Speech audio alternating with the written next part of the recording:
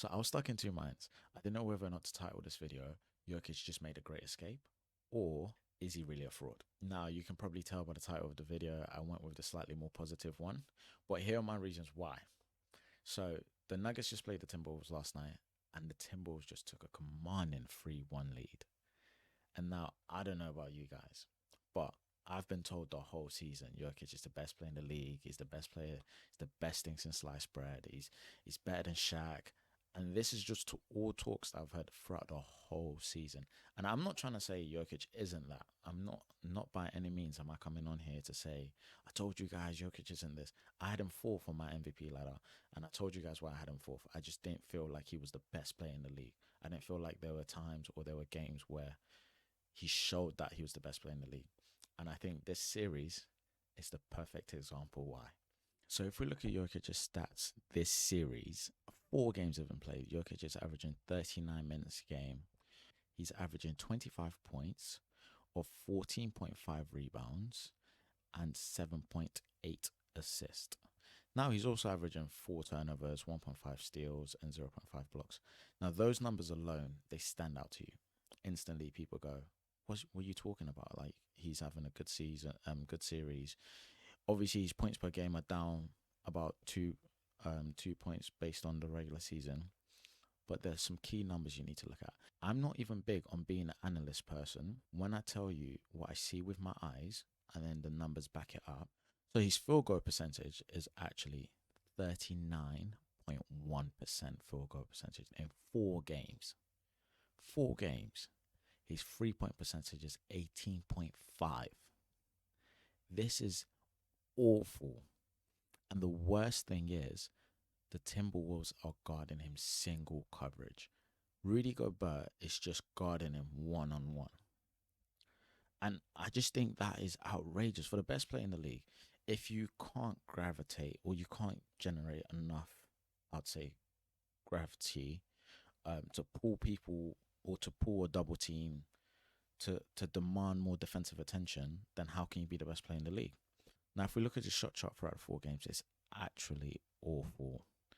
So this is Jokic's shot chart compared to the league average. We can ignore that, but you can just see from this graphic, he's cold everywhere. And the only places he's not cold throughout this series are the places in which he's shot 1 or 2 shots. If we look at it, he's shooting 57% from inside the restricted area. This is like, I genuinely don't know what to say at this point about Jokic in this series, because he's just having a terrible, terrible series. It's inexcusable because your best players are there. There is no reason why you should be playing this bad.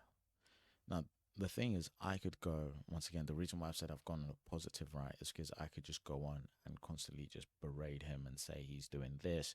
Look at these numbers compared to regular season. This is the fall off, but I'm not going to do any of that. What I'm going to focus on is the opportunity he has. So the reason I say this is because he's just got a chance to stamp himself in the history books. Now, this is not something he hasn't done before, because in 2020, the Nuggets actually did this twice. And the reason I'm saying this now is because everyone expects the Nuggets to face the Spurs in the second round. And if you're Jokic, you are who a lot of people have claimed you are for the past 4 or 5 seasons, which is the best player in the world or the best 3 players in the world. You have to make a comeback, especially with the Timberwolves team. It's depleted. Dante's injured, and Anthony Edwards also just got injured as well with his knee. It's just been reported not too long ago that he's out for several weeks, and obviously Dante has torn his Achilles. I can't fathom that idea that Jokic wouldn't be able to come back into the series without Anthony Edwards. And I know a lot of people would say, well, Anthony Edwards hasn't been playing well throughout the series so far. If we just take a look at his shot chart, Anthony Edwards hasn't been playing well. But when you understand that still having the threat of the best player on the court impacts the team regardless. It's why teams will always say, or people have always said, it's better to have like a 70% Joel Embiid or 80% Joel Embiid, because the idea of him being on the court is so much of a threat to the other team that they have to pay attention to them. You can't just be like, oh, Anthony Edwards is injured, so we don't need to worry about him. He's not gonna go out there and drop 35 because he could. Yes, he's hurt. He's not playing great. But what if he does play great? We've seen it multiple times with Steph Curry in the playoffs when he's coming off an injury. We've seen it multiple times with like players like Kyrie, anyone who's a great player, even this season. Jason Tatum, he's come back and he's playing. He's had games where he's played way better than people were expecting him to. And I think when you have a star player like that, you can't really just say, oh, well, they're not playing well at the moment, so you should still be dominating, because that's not how it works. It's just not how it works.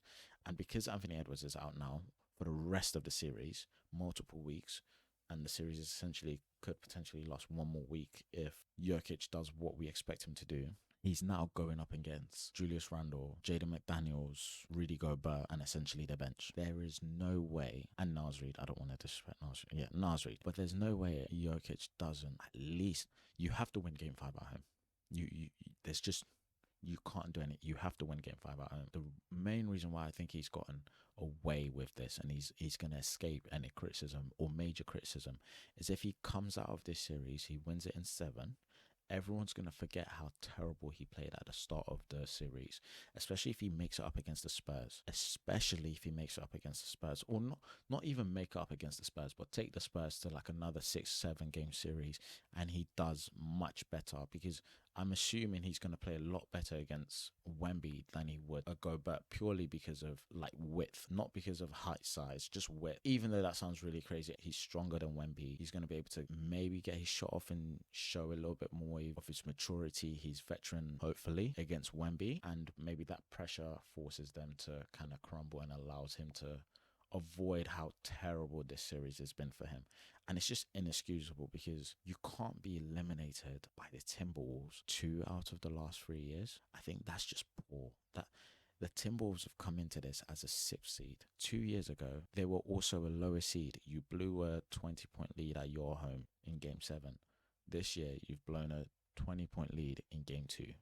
And now you're down 3-1. And now 2 of their starting guards are out. You do not lose this series.